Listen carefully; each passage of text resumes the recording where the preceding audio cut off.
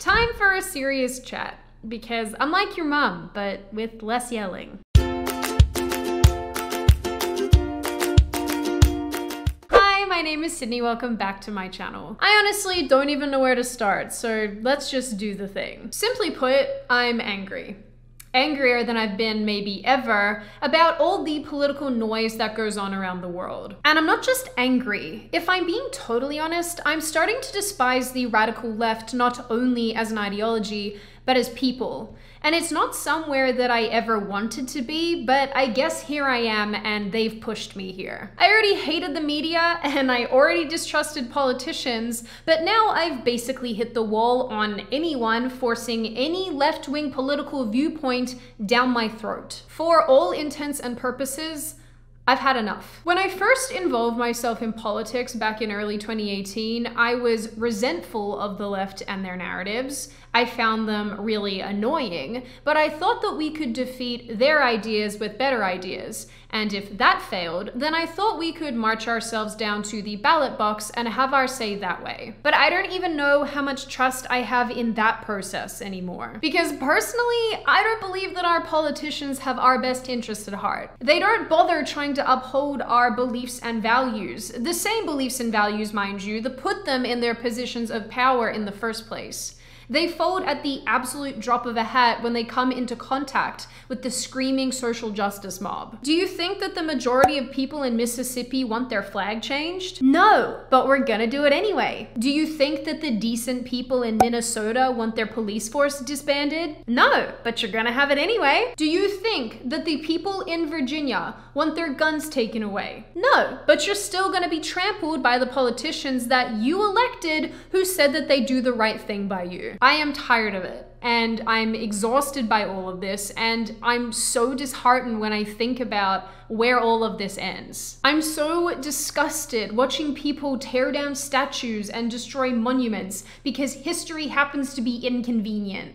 I'm not remotely okay with the fact that police are being painted as a group of terrorists who walk the streets picking people off as they please.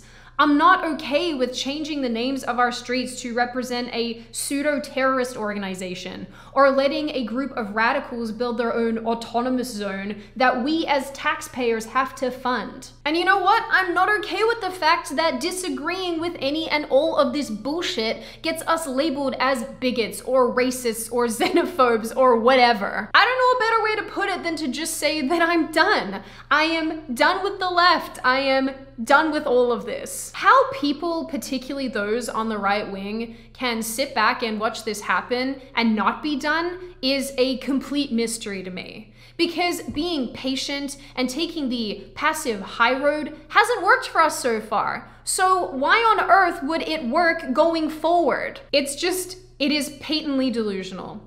And more than that, it is weak and it is gutless. And anyone who tries to pacify the left or ignore what they're doing should be ashamed. Anyone who tries to pacify the lion hoping that it won't eat them should be ashamed. It's not normal that a huge portion of the population is scared to express innocuous opinions because they don't want to be berated or attacked or doxxed or fired. That is absolutely batshit insane. It's not normal, it's not acceptable, and the fact that we let this go on is pathetic. Recently, I moved from DC to Texas. And do you wanna know what?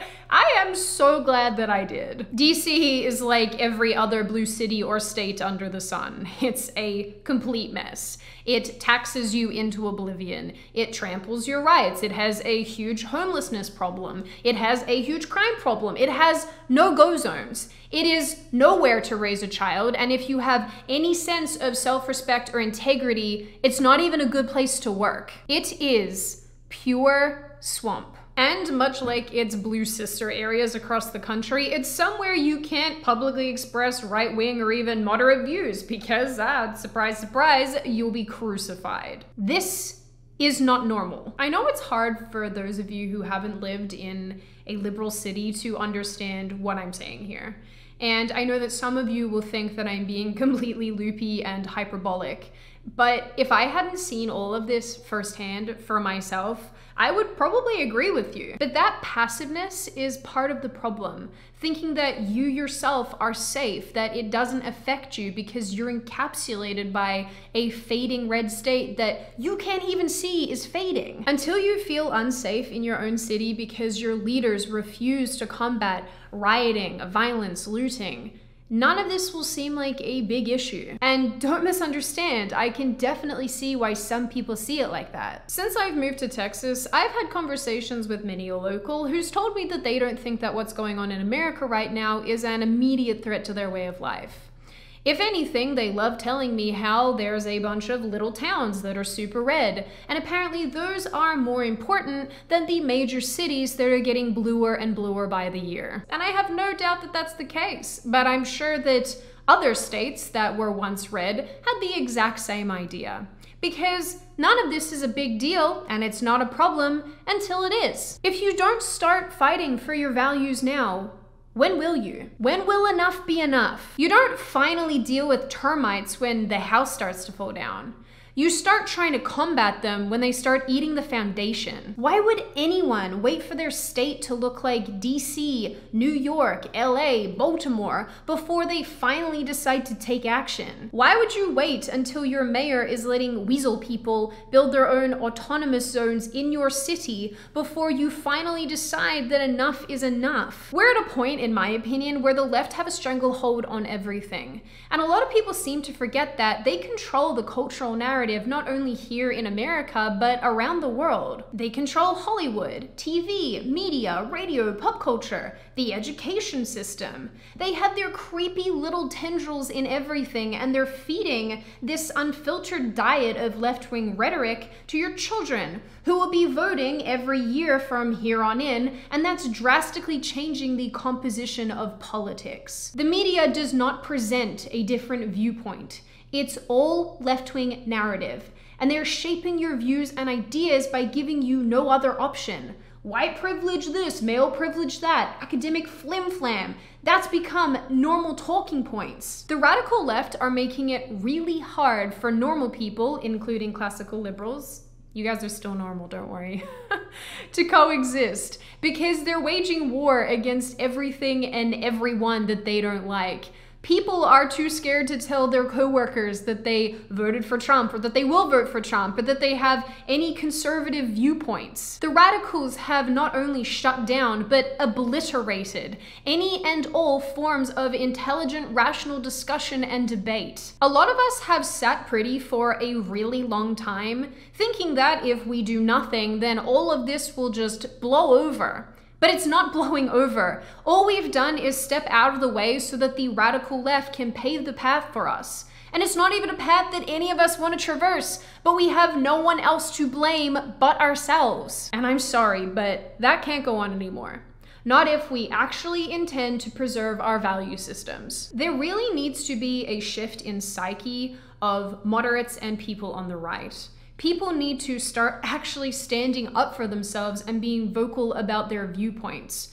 I'm not over here suggesting that you should be using the same tactics as the left and be as destructive and gross as the left, but stand up for yourselves. Because I, for one, am really tired of being dictated to by absolute lunatics. I know that some of you are going to listen to this and think that I have gone totally off the deep end and that I have absolutely lost it and I'm being hyperbolic, and none of this really is actually that big of a deal.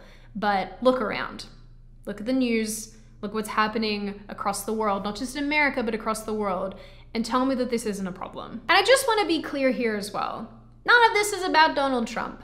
It doesn't matter if you like him. It doesn't even matter if you agree with him. This solely comes down to a battle of who wants liberty and who wants authoritarianism, who can have a discussion and who can't, who wants a cohesive, happy society and who wants to separate us into groups based on race, sex, and random arbitrary characteristics. At least from my perspective, this is about ideology and this is about freedom. In the end, speak up. Being fired from your job for having a particular political viewpoint is completely disgusting, but if Democrats get their way and they reorganize society in the way that they want to, you probably won't have a job anyway. Even if you're a Democrat who does not share these psycho-progressive viewpoints, Speak up, because if the radical Democrats get into positions of power and authority, they're going to run this country into the ground. People seem to think, for whatever reason, that if they acquiesce to the radical left, they'll be satisfied and they'll go away. But that's not the case.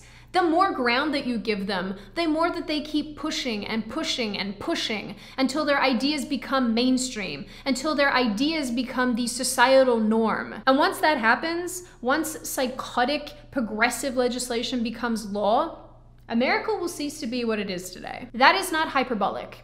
We have seen this happen the world over for literally centuries. In my opinion, if you don't start fighting for what matters to you, then I'm not even sure that you deserve to live in a free society. Many of you who've been part of this community for the last 2 years will know that I try really hard to find a rational, reasonable perspective on most issues that I discuss. And when it comes to this specific one, I am so tired.